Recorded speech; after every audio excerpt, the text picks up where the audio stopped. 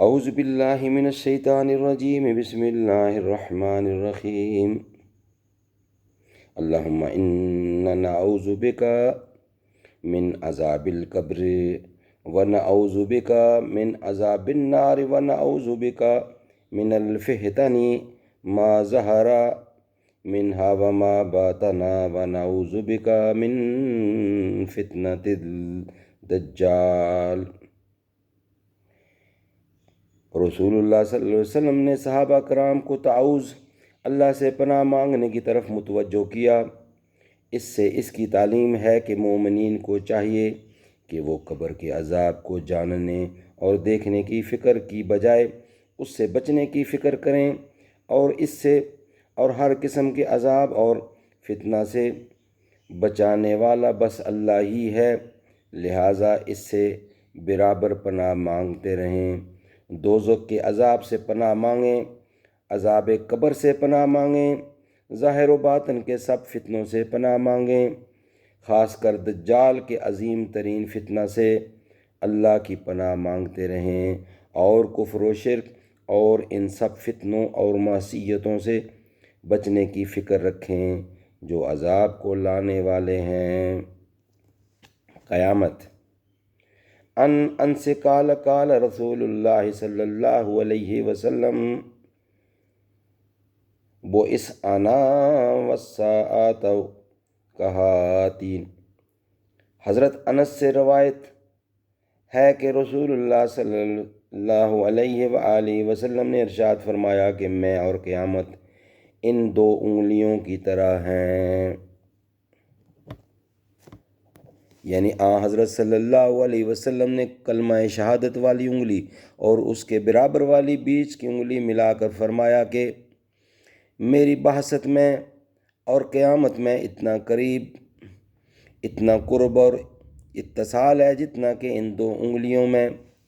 اس سے غالباً آپ کا مطلب یہ تھا کہ اللہ تعالیٰ نے اس دنیا کے جتنے دور مقرر کیے تھے وہ سب ختم ہو گئے، اب یہ دور اس کا آخری دور ہے جو میری بعثت سے شروع ہوا ہے اور قیامت پر ختم ہوگا۔ میرے اور قیامت کے درمیان کوئی نیا نبی نہیں آئے گا، نہ کوئی نئی امت پیدا ہوگی، اس لیے اس کو بہت دور سمجھ کر اس کی طرف سے بے فکر اور بے پرواہ نہ ہونا چاہیے۔ حضرت انس سے روایت ہے رسول اللہ صلی اللہ علیہ وسلم نے ارشاد فرمایا کہ اس دنیا کی مثال اس کپڑے کی سی ہے جو اول سے آخر تک پھاڑ دیا گیا اور بس سرے پر ایک دھاگے سے وہ جڑا رہ گیا، اور یہ آخری دھاگا بھی بس عنقریب ٹوٹنا ہی چاہتا ہے۔ پہلی حدیث کی طرح اس حدیث میں بھی قیامت کا قریب ہونا بیان فرمایا گیا ہے، اور مقصد یہی ہے کہ قیامت کو بہت دور سمجھ کر اس کی طرف سے غفلت نہ کی جائے، بلکہ اس کو بہت قریب اور ناگہانی پیش آنے والا ایک عظیم حادثہ یقین کرتے ہوئے ہر وقت اس کی فکر اور اس کے لیے تیاری کی جائے۔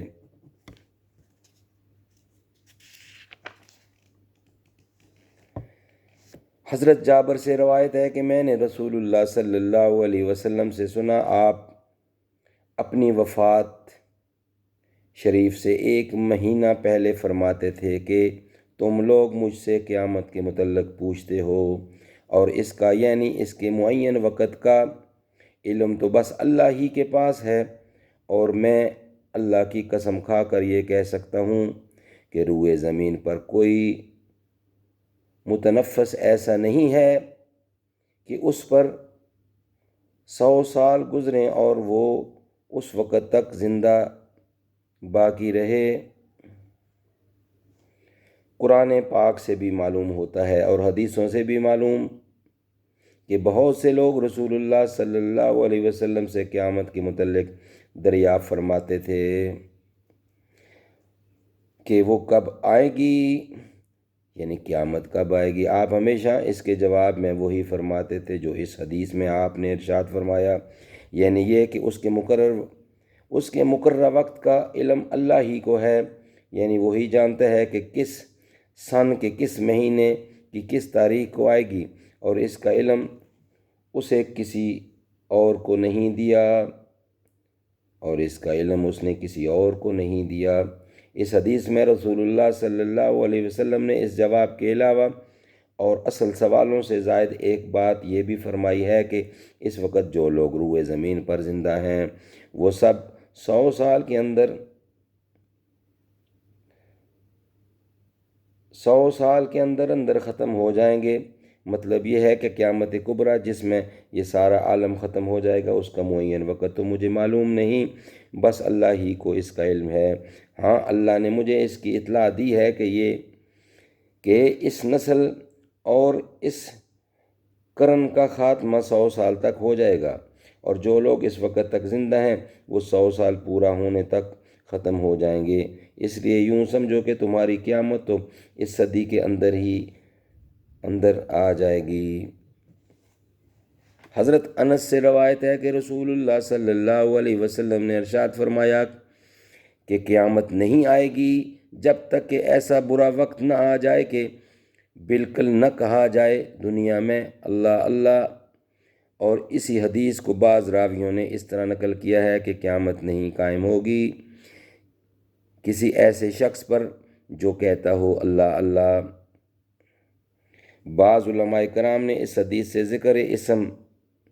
ذات کی صحت اور اس کے معصور ہونے پر استدلال کیا ہے، اور بلا شبہ یہ استدلال بہت صاف اور صحیح ہے۔ اللہ کی رحمت ہو، حافظ ابن تیم اس مسئلے پر غور کرتے وقت ان کی نظر غالباً اس حدیث کی طرف گئی۔ مطلب یہ کہ قیامت اس وقت آئے گی جب دنیا اللہ کی یاد سے اور اللہ کو یاد کرنے والوں سے بالکل ہی خالی ہو جائے گی، اور اللہ کی عبادت اور فرما برداری اور اللہ کے ساتھ بندگی کے صحیح تعلق کا دنیا سے بالکل خاتمہ ہو جائے گا۔ جب ایسا وقت آئے گا اس وقت یہ پورا عالم فنا کر دیا جائے گا، گویا اللہ کا ذکر اور اس کے ساتھ بندوں کا صحیح تعلق اس عالم کی روح اور اس کے باقی رہنے کے لیے وجہ جواز ہے۔ جس دن ہماری یہ دنیا اس سے بالکل خالی ہو جائے گی، اسی دن اپنے پیدا کرنے والے اور چلانے والے کے حکم سے توڑ پھوڑ کے برابر کر دی جائے گی۔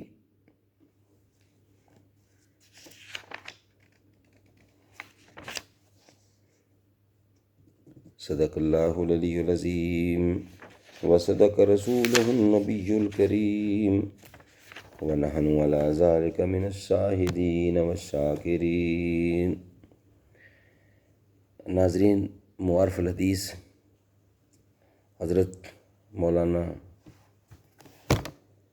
محمد منظور احمد نعمانی کی کتاب ہے۔ اس کے صفحہ نمبر 204 سے 208 تک بیان کیا ہے قیامت کا ذکر۔ قیامت کب آئے گی؟ لوگوں نے حضور صلی اللہ علیہ وسلم سے پوچھا، انہوں نے جواب میں جو کچھ فرمایا وہ آپ کی خدمت میں پیش کر دیے گا۔ آئندہ نیکسٹ ویلاگ میں انشاءاللہ حاضر ہوں گے۔ السلام علیکم۔